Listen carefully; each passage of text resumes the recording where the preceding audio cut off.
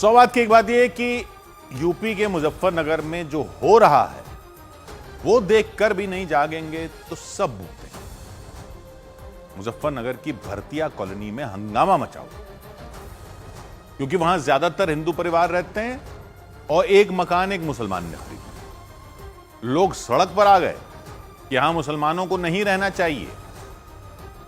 आरोप यह है कि मुसलमान ने खरीद लिया और कोई आरोप नहीं।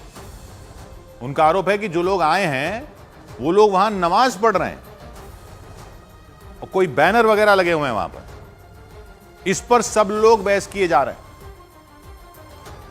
क्योंकि मुसलमान तो नमाज ही पढ़ेंगे और ऐसा तो कोई कानून अभी बना नहीं कि कोई मुसलमान ऐसी कॉलोनी में मकान नहीं खरीद सकता जहां ज्यादातर लोग हिंदू हों। लेकिन इस सब के बीच कोई ये नहीं सुन रहा जो वो आदमी कह रहा है जिसका ये मकान पहले था। जिस आदमी ने ये मकान बेचा उसकी बात तो सबसे अहम है। लोग अभी सड़कों पर निकले हुए हैं कि मुसलमान क्यों आ गए वहां, कैसे खरीद लिया मकान, उनसे खाली करवाओ, नक्शा देखो अवैध है क्या है, बुलडोजर चलाओ। लेकिन जिस आदमी ने बेचा उसका कहना है कि वो तो इतने टाइम से मकान बेचना चाह रहा था क्योंकि उसको पैसों की जरूरत थी लेकिन कोई खरीद नहीं रहा था। और वो क्या बता रहा है कि लोग मकान क्यों नहीं खरीद रहे थे। वो आदमी कह रहा है कि लोग उसका मकान इसलिए नहीं खरीद रहे थे क्योंकि वो कहते थे कि ये तो दलितों की कॉलोनी है, यहां कौन रहेगा। उसका कहना है कि इतने टाइम तक उसका मकान नहीं बिका, 5 साल तक उसका कहना है वो बेचने की कोशिश कर रहा था। उसका कहना है हजारों लोग आए, उसको पैसों की जरूरत थी लेकिन वो सब ये कह के चले गए कि यहां तो दलित रहते हैं।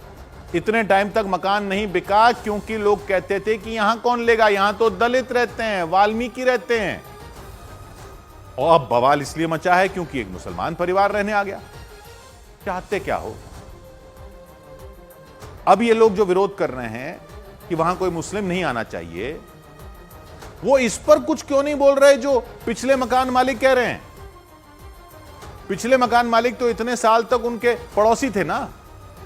उनका मकान अगर इसलिए नहीं बिक रहा था क्योंकि वहां खरीदार आना नहीं चाहते थे, क्योंकि वहां दलित परिवार ज्यादा रहते हैं, इस पर यह प्रदर्शन करने वाले क्यों नहीं विरोध जता रहे। संविधान के हिसाब से, कानून के हिसाब से या किसी भी हिसाब से यह सब सही नहीं हो सकता, वो तो छोड़िए।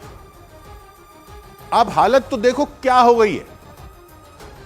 आपकी कॉलोनी के लोगों को मुसलमानों के साथ नहीं रहना, बाकी लोगों को आपकी कॉलोनी के लोगों के साथ नहीं रहना क्योंकि वहां दलित रहते हैं। कमाल है।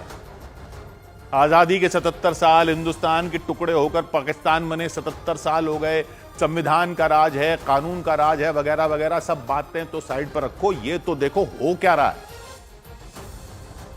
अभी तक तो आप ये ही तय नहीं कर पा रहे हो कि आपके इस ऊंच नीच के पापड़े में ऊपर कौन है और आप नीचा किसे मान रहे हो। कोई मकान खरीदने को राजी नहीं और आप कह रहे हो कि उन्होंने कैसे खरीद लिया। उन्होंने कैसे खरीद लिया। अरे अपना घर तो देख लो पहले। खरीद लेते ना मकान, अगर किसी को आने नहीं देना था तो आप खरीद लेते। क्या चाह रहे हो, कानून बना दें कि एक कॉलोनी में एक ही धर्म के लोग रहेंगे या एक ही जाति के रखने हैं।